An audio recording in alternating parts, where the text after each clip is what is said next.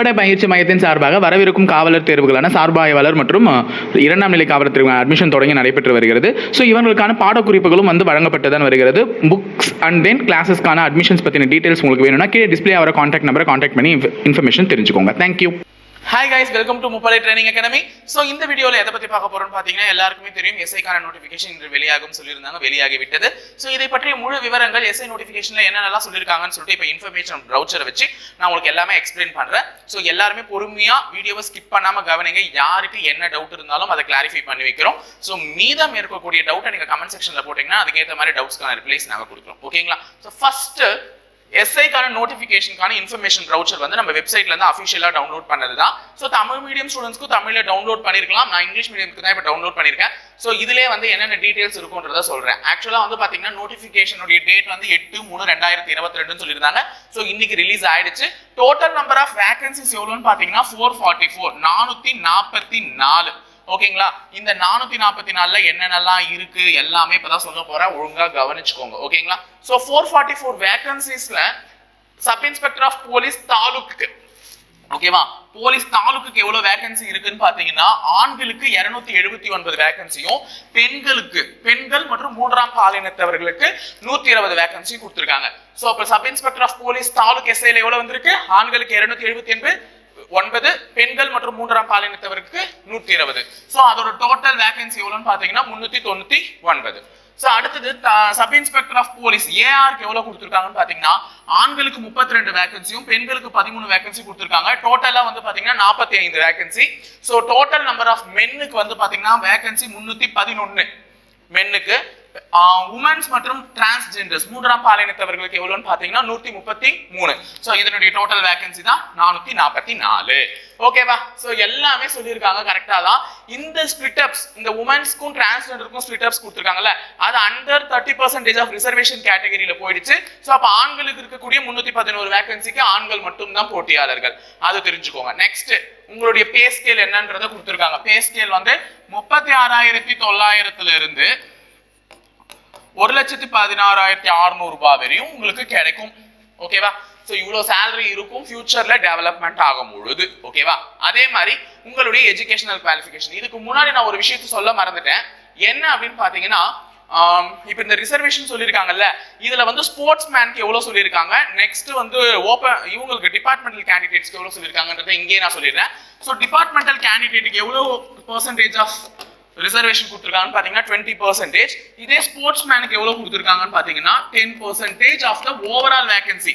Overall வேகன்சின்னு சொல்லியிருக்காங்க. அதாவது ஆண்களுக்குன்னு சொல்லல, ஓவரால் வேகன்சியான 444ல டிபார்ட்மெண்டல் கேண்டிடேட்ஸ்க்கு 20%, ஸ்போர்ட்ஸ் கோட்டாக்கு 10%. ஏன்னா ஆண்களும் இருப்பார்கள், பெண்களும் இருப்பார்கள், மூன்றாம் பாலினத்தவர்களும் இருப்பார்கள்.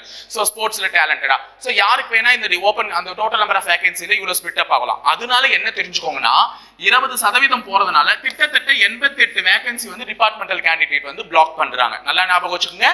கிட்டத்தட்ட ஆண்கள் மற்றும் பெண்கள் வேகன்சில 88 சீட்டை யார் பிளாக் பண்றது? Departmental candidates. ஸ்போர்ட்ஸ் கேண்டிடேட் எவ்வளவு பிளாக் பண்றாங்கன்னா, கிட்டத்தட்ட 44 சீட்டை பிளாக் பண்றாங்க. கிட்டத்தட்ட எவ்வளவு பிளாக் பண்றாங்க? 44 சீட்டை பிளாக் பண்றாங்க. சோ அடுத்தது எஜுகேஷன் குவாலிஃபிகேஷன். சோ எஜுகேஷன் குவாலிஃபிகேஷனை பொறுத்தவரையும் ஒரு கேண்டிடேட் குறைந்தபட்சம் ஒரு டிகிரி முடிச்சிருக்கணும்னு சொல்றாங்க. a candidate must possess a degree. ஒரு இளங்கலை பட்டம் முடித்திருந்தாலே நீ எலிஜிபிள். கண்டிப்பா தெரிஞ்சுக்கோங்க, இளங்கலை பட்டம் முடித்திருக்க வேண்டும். ஓகேவா? சோ டிகிரி கம்ப்ளீட் பண்ணலனா you are not eligible. நான் ஃபைனல் செமஸ்டர், இன்னும் அந்த கேள்வி கேட்காதீங்க. நான் ஃபைனல் செமஸ்டர் படிக்கிறேன், நான் எலிஜிபிளா, நான் இப்பதான் எக்ஸாம் முடிக்க போறேன், நான் எலிஜிபிளா, அது கிடையவே கிடையாது. ஒரு டிகிரி கம்ப்ளீட் பண்ணியிருந்தா தான் அந்த கேண்டிடேட் எலிஜிபிள். சோ அவங்களுடைய பேட்டர்னே கொடுத்திருக்காங்க எப்படி எல்லாம் படிச்சிருக்கணும்னு. சோ ஒரு கேண்டிடேட் SLC முடிச்சு +2 முடிச்சு டிகிரி போயிருந்தா 10வது முடிச்சிருக்கணும், 2 வருஷம் +2 படிச்சிருக்கணும், 3 வருஷம் டிகிரி படிச்சிருக்கணும். அப்ப 10 +2 +3 இந்த கேட்டகரியில டிகிரி முடிச்சிருக்கணும்.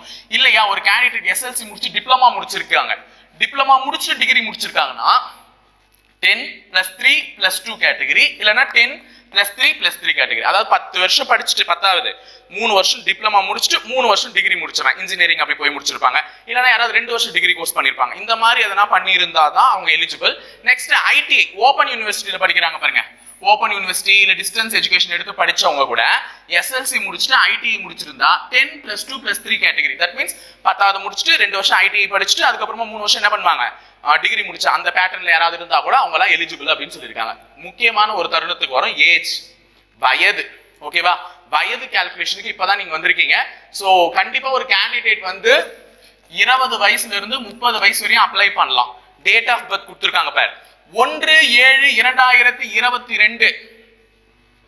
இது அந்த தேதி அப்போ அவங்க எப்ப பிறந்திருக்கணும், அதாவது ஒரு ஜெனரல் இங்க கொடுத்திருக்கிற வயசு வந்து யாருக்குன்னு பாத்தீங்கன்னா பொது பிரிவினரான ஜெனரல் கேட்டகரிக்கு. அதாவது அவங்க 1/7 ஜூலை மாதம் 1ஆம் தேதி 1992 வருஷத்துக்கு அப்புறம் பிறந்திருக்கணும். 2022க்கு முன்னாடி பிறந்திருக்கணும். நல்லா ஞாபகம் வச்சுக்கோங்க. 1/7/2022 1/7/1992 ஜெனரலுக்கு ஞாபகம் வச்சுக்கோங்க. அப்ப நீ ஒரு ஜெனரல் கேண்டிடேட்டா இருந்தா உன் பிறப்பு எதுக்கு நடுவுல இருக்கணும்ன்றத நான் சொல்லிடுறேன். நீ கண்டிப்பா 1992 வருஷத்துக்கு மேல பிறந்திருக்கணும், அது 7வது மாசத்துக்கு மேல. அதே மாதிரி 2022 7வது மாசத்துக்கு முன்னாடியே பிறந்துட்டு இருக்கணும்.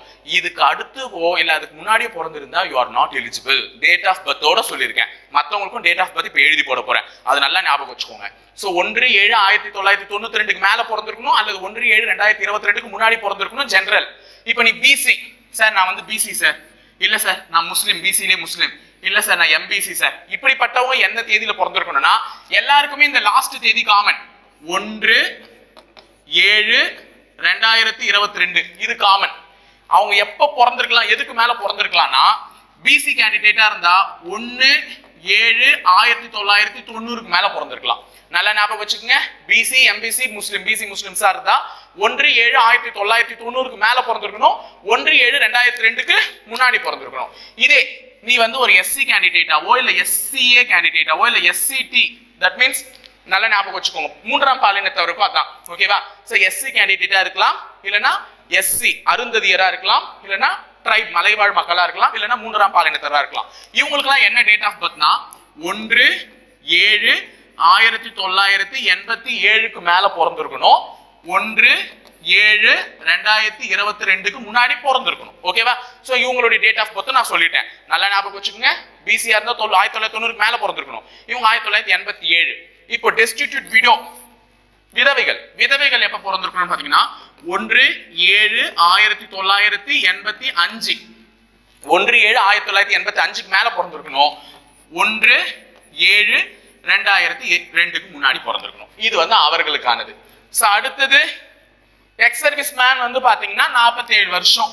சோ அவங்க வந்து ரிட்டையர் ஆகி அவங்களுக்கு 47 வயசுக்குள்ள இருந்தா அவங்க அப்ளை பண்ணலாம். அதே மாதிரி டிபார்ட்மெண்டல் கேண்டிடேட்ஸும் 47 வயசு வரை இருந்தா அப்ளை பண்ணலாம். இது அவங்களுக்கு நான் சொல்லிட்டேன். ஓகேவா? சோ டேட் ஆஃப் பர்த் கிளியரா சொல்லிருக்கேன். மறுபடியும் இந்த டேட் ஆஃப் பர்த் சார் நான் அப்ளை பண்ணலாமா, சார் நான் இதுதான் டேட் ஆஃப் பர்த் நான் அப்ளை பண்ணலாமான்னு கேட்காதீங்க. ஒன்ஸ் வீடியோ ஃபுல்லா பாத்துட்டீங்கன்னா உங்களுக்கு நீங்க எலிஜிபிளா இல்லையான்னு தெரிஞ்சிருக்கும். சோ அடுத்தது கம்யூனல் ரிசர்வேஷன். சோ எப்படி ஸ்போர்ட்ஸ் மேனுக்கும் டிபார்ட்மெண்டல் கேண்டிடேட்ஸ்க்கும் பிரியுதோ அதே மாதிரி கம்யூனல் ரிசர்வேஷன் கொடுத்துருப்பாங்க. இதெல்லாம் நான் பிரிச்சு உனக்கு வேகன்சி காமிச்சேன்னா உனக்கே கொஞ்சம் மன வேதனையா இருக்கும். ஒன்றும் கிடையாது, எல்லாருக்குமே நல்ல வேகன்சி வரும், கவலைப்படாதீங்க. அந்த கம்யூனல்ல வந்து அந்த கேண்டிடேட் காம்படிட்டிவ் ஆஃப் கேண்டிடேட் வந்து அந்த ஸ்கோர் எடுக்கலன்னா தாராளமா அது அடுத்தடுத்துக்கு போகும். ஸோ அதெல்லாம் பயப்பட வேண்டிய அவசியம் இல்லை. ஓகேவா? அடுத்து உங்களுக்கு சொல்லணும்னு நினைச்சது வந்து ஸ்போர்ட்ஸ்மேன். நான் எதுக்கு சார், நான் என்னலாம் sir eligible, form 1 form 2 form 3 சொல்றீங்க. சோ ஃபார்ம் 1 இருந்தா நீ ஒரு இன்டர்நேஷனல் லெவல் காம்படிஷன்ல பார்ட்டிசிபேட் பண்ணிருந்தா நீ ஃபார்ம் 1க்கு எலிஜிபிள். அதாவது இன்டர்நேஷனல் லெவல்னா நாடு விட்டு நாட்டு ஒரு ஒலிம்பிக் மாதிரிலாம் இருக்குல்ல, சோ அந்த மாதிரி நாடுக்கும் நாடுக்கும் மோதக்கூடிய அந்த போட்டியில பார்ட்டிசிபேட் பண்ணிருக்கணும். ஃபார்ம் 2 அப்படின்னா நேஷனல் லெவல், நம்ம ஸ்டேட் விட்டு ஸ்டேட்டுக்கு காம்படிஷன்ல எதனா ஒன்று பார்ட்டிசிபேட் பண்ணி சர்டிஃபிகேட் வாங்கியிருந்தா அது ஃபார்ம் 2ல சேரும். ஃபார்ம் 3 இது வந்து பாத்தீங்கன்னா தமிழ்நாட்டில் இருக்கக்கூடிய inter university competition, inter university அந்த இன்டர் காலேஜ் மீட் அவங்களுக்குலாம் போறதுக்கு வந்து ஃபார்ம் 3 வந்து எலிஜிபிளா இருக்கும். ஓகேவா? சோ அடுத்தது என்னென்ன கேம்லாம் எலிஜிபிள் நீங்க சொல்லிருக்காங்க பாருங்க. Basketball, football, hockey, volleyball, handball, kabaddi, wrestling, boxing, gymnastic, judo, weight lifting, அக்வாட்டிக்ஸ்னா ஸ்விம்மிங், நம்ம நீச்சல் பண்றோம்ல அது, அத்லெட்டிக்ஸ், ஈக்விட்டேஷன், ஹார்ஸ் ரைடிங், குதிரை ஏற்றத்தை கூட இவங்க ஸ்போர்ட்ஸா தான் கன்சிடர் பண்ணிருக்காங்க. அதே மாதிரி ரைஃபிள் ஷூட்டிங், துப்பாக்கி சுடுதல், நெக்ஸ்ட் சிலம்பம். நிறைய பேர் சிலம்பம் சர்டிபிகேட் வச்சு கேட்டுட்டு இருந்தீங்க. சோ சிலம்பம் எலிஜிபிளா ஸ்போர்ட்ஸ்ல சிலம்பத்தையும் எலிஜிபிள் கேட்டுட்டு வந்திருக்காங்க. அதனால சிலம்பம்ல நீ வந்து ஃபார்ம் 3 சர்டிபிகேட் வச்சிருக்க, அதாவது இன்னொரு காலேஜ் கூட மோதி ஜெயிச்சுலாம் இருக்குன்னா அது வந்து ஃபார்ம் 3 சர்டிபிகேட்ல வச்சு யூட்டிலைஸ் பண்ணிக்கோங்க. நல்ல ஒரு வாய்ப்பு இதெல்லாம்.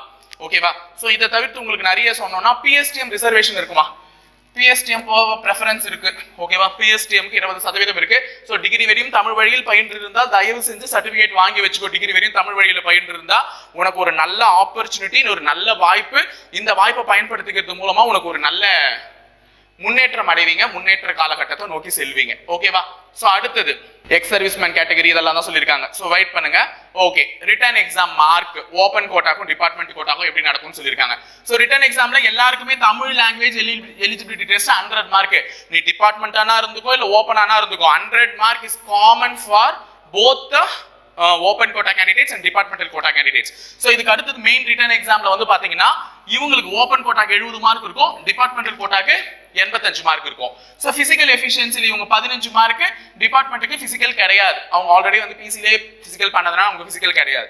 சோ வைவா வாய்ஸ்க்கு ரெண்டு பேருக்குமே 10 மார்க் இருக்கு. எக்ஸ்ட்ரா மார்க்கா ஸ்பெஷல் மார்க்கா 5 மார்க்ஸ் கொடுத்திருக்காங்க. சோ அதெல்லாம் என்னன்றது நோட்டிபிகேஷன்ல டீடைலா கொடுத்திருக்காங்க. சோ சிலபஸ் அனாலிசிஸ்லாம் உங்களுக்கு ஒரு வீடியோ நான் போட போறேன் இதற்கு அடுத்தது.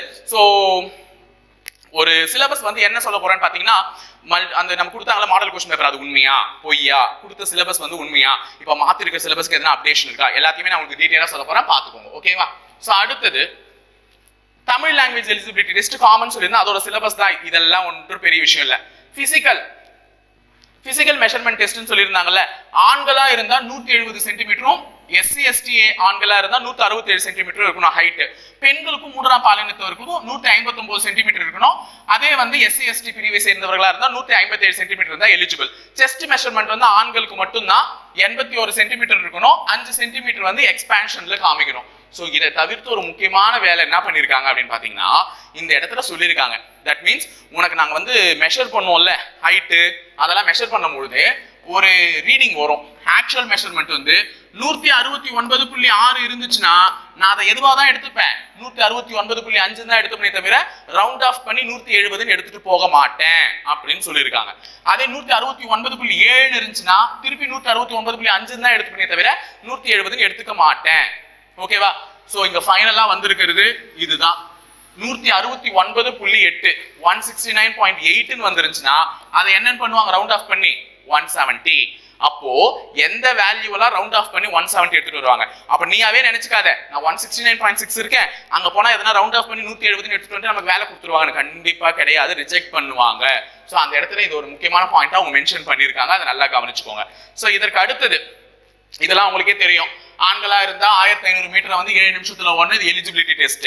இதே பெண்களா 3ஆம் பாலினத்தரா இருந்தா 400 மீட்டரை 2 நிமிஷம் 30 செகண்ட்ல ஓடணும். சோ எக்ஸ் சர்வீஸ் மேனுக்கு வந்து 1500 மீட்டரை 8 நிமிஷத்துல ஓடணும். சோ அடுத்தது வேற என்ன கொடுத்திருக்காங்கன்னா பிசிக்கல் டெஸ்ட் தான். Rope climbing 2 mark 1 star, double star எதுக்கு, சிங்கிள் ஸ்டார் எதுக்கு, 5 மீட்டர் ஏறினா சிங்கிள் ஸ்டார், 6 மீட்டர் ஏறினா டபுள் ஸ்டார். சோ இதெல்லாம் வந்து உங்களுக்கு தெரிஞ்ச விஷயம் தான், இதை வந்து அதிகமா எக்ஸ்பிளைன் பண்ண வேண்டியது இல்லை. என்னென்ன சர்டிபிகேட்லாம் அப்லோட் பண்ண வேணும்னு கேட்பீங்கல்ல, சோ அந்த பேஜுக்கு போயிடலாம் டைரக்டா. ஓகேவா? அந்த பேஜ் போயிட்டாதான் உங்களுக்கு கரெக்டா இருக்கும்.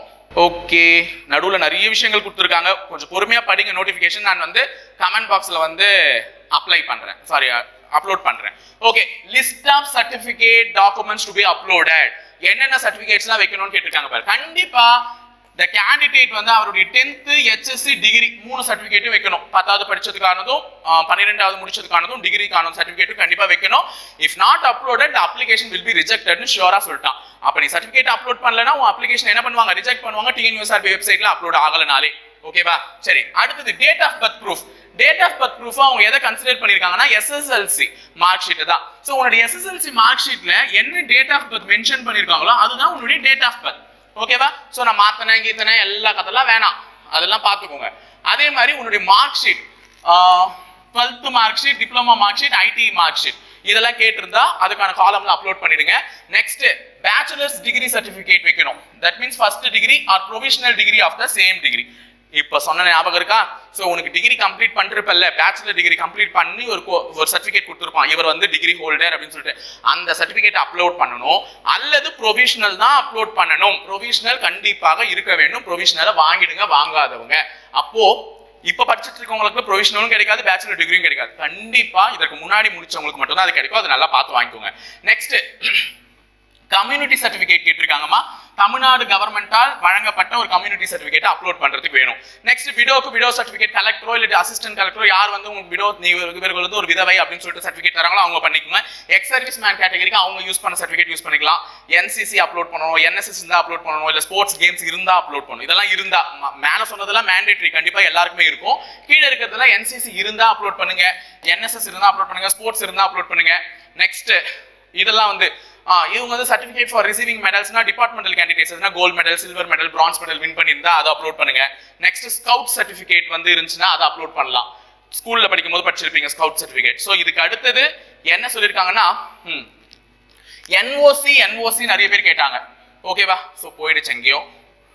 என்ஓசின்னு ஒன்று கேட்டிருந்தீங்கம்மா. என்ஓசினா என்னன்னு பார்த்தீங்கன்னா நான் அப்ஜெக்ஷன் சர்டிஃபிகேட். அந்த நான் அப்ஜெக்ஷன் சர்டிஃபிகேட் எனக்கு வந்து இவர் வேலைக்கு போறதுல எந்த விதமான ஹையர் போஸ்டிங் போறதுல எனக்கு எந்த விதமான இதுவும் இல்லை அப்படின்னு சொல்லிட்டு உன் டிபார்ட்மெண்டல் கோட்டா கேண்டிடேட்ஸ்க்கு தருவாங்க. அது எல்லாரும் என்ன கேட்டீங்கன்னா நான் இப்போ பிசி ட்ரைனிங் போறேன், நான் இப்போ என்ஓசி வாங்கணும்னு கேட்டீங்க. இப்போ உனக்கு என்ஓசி வாங்க வேண்டிய அவசியம் இல்லை. பிகாஸ் இப்போ டிபார்ட்மெண்டல் கோட்டாக்கு அப்ளை பண்ணல. நீ அப்ளை பண்றது சாதாரணமான ஒரு ஓப்பன் கேண்டிடேட் தான். ஸோ ஓப்பன் கேண்டிடேட்டுக்கு என்ஓசி அவசியமே கிடையாது. அது எல்லாருமே நிறைய பேர் கேட்டுட்டு இருந்தீங்க. ஸோ அடுத்தது identity card issued by Tamil Nadu government. ஏதாவது ஒரு ஐடென்டி கார்டு. ஓகேவா? அவங்க தேர்ட் ஜெண்டர் வெல்ஃபேர் போர்டுக்கு 3ஆம் பாலினத்தவர்னு ஒரு ஐடென்டி கார்டு இஷ்யூ பண்ணிருப்பாங்க தமிழ்நாடு கவர்மெண்ட், அவங்களுக்கானது. ஓகேவா? ஸோ கண்டிப்பா இது ரொம்ப முக்கியம். இதற்கு அடுத்தது வந்து பாத்தீங்கன்னா ஃபுல் அண்ட் ஃபுல் அனெக்சர்ல கொடுத்துருக்காங்க. இந்த இதெல்லாம் ஏன் கொடுத்துருக்காங்க, எதுக்கு கொடுத்துருக்காங்க, நான் அப்ளை பண்ணும் போது இப்போ வீடியோ ஒன்று போடுவேன் அப்ளை பண்றது எப்படின்னு சொல்லிட்டு ஒரு ஸ்க்ரீனா போட்டு உனக்கு எக்ஸ்பிளைன் பண்றேன். என்னென்ன கொடுக்கணும், அதுல என்ன டாக்குமெண்ட்ஸ் அப்லோட் பண்ணணும் எல்லாமே போட போறேன். ஸோ அதை நல்லா கவனிங்க. நாளை அல்லது நாளை மறுநாள் அது உனக்கு வரும். மேக்ஸிமம் வியாழக்கிழமை நான் போட்டுருந்த இந்த வீடியோ எப்படி அப்ளை பண்ணணும்னு சொல்லிட்டு. ஸோ டிபார்ட்மெண்ட் இப்போ ட்ரைனிங் போறவங்க கூட அப்ளை பண்ணிட்டு போங்க எஸ்ஐ எக்ஸாம்ஸ்க்கு. ஸோ இதெல்லாம் அந்த ஒரு விஷயத்துல இதெல்லாம் பயன்படும் நமக்கு அப்ளை பண்ணும்போது. அதெல்லாம் நான் ஏன் எதுக்குன்றது சொல்றேன். நெக்ஸ்ட் இவர்களே பிஎஸ்டிஎம் சர்டிஃபிகேட்டுக்கான ஒரு ஃபார்மேட் வாங்கி வச்சிருக்காங்க. ஓகேவா? பின்னாடி வந்து பாத்தீங்கன்னா ஃபுல் அண்ட் ஃபுல் என்னென்ன சர்டிஃபிகேட் ஃபார்மேட்லாம் வைக்கணும்னு கொடுத்துருக்காங்க. கீழே இந்த கம்யூனிட்டி இதெல்லாம் சொல்லி முடிச்சுட்டு உடனே போயிருப்பாங்க. இங்க சொல்லியிருக்காங்க பாருங்க இந்த இடத்துல. ஸோ என்னென்னலாம் கொடுத்துருக்கேன், இந்த மாதிரி கம்யூனிட்டிக்கு வந்து தமிழ் வழியில் பயின்றதற்கான சான்றிதழ் இந்த ஃபார்மேட்ல தான் பெறணும் அப்படின்ற மாதிரிலாம் சொல்லியிருக்காங்க. ஸோ இதெல்லாம் டவுன்லோட் பண்ணி இந்த பிடிஎஃப்லேயே இருக்கு.